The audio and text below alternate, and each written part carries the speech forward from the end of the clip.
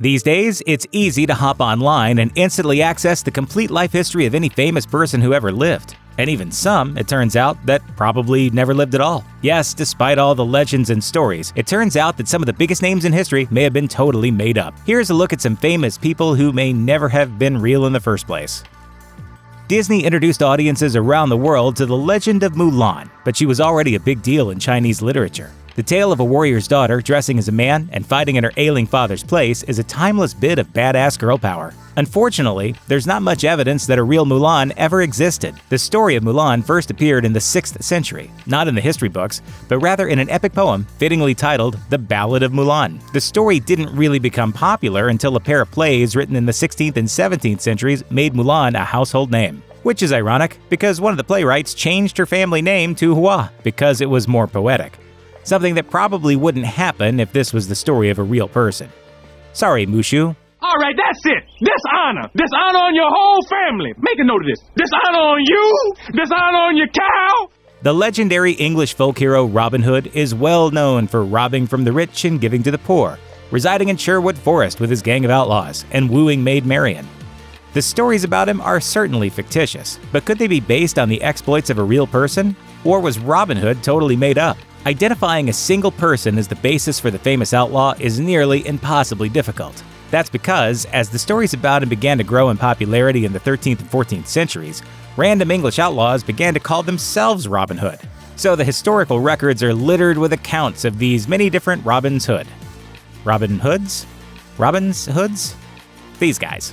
Nevertheless, some historians speculate that Robin Hood may have been based, in part, on nobleman Fulk Fitzwarren III, who rebelled against King John, one of Robin Hood's foes. If he was the basis for Robin Hood, then a name change was a good decision, as Fulk Fitzwarren doesn't have quite the same ring to it.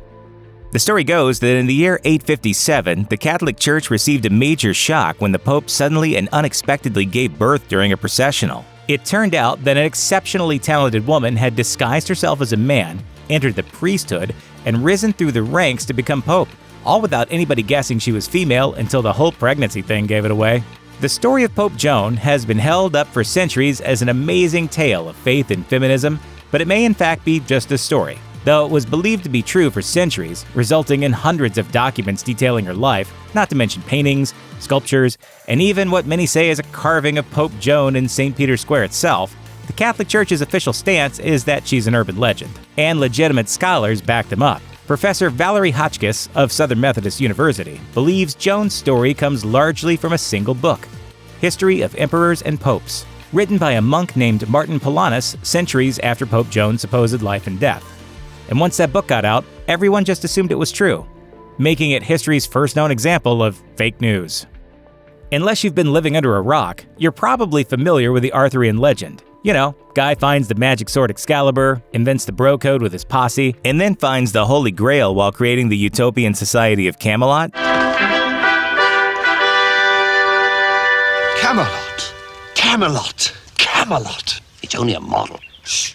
Well, while these fantastical stories are clearly a mishmash of folklore, some believe the legends of King Arthur are based on a real person.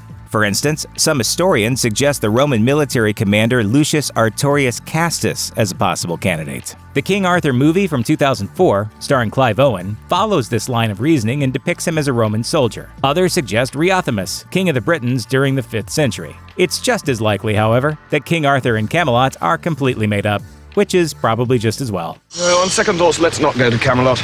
It is a silly place. Right.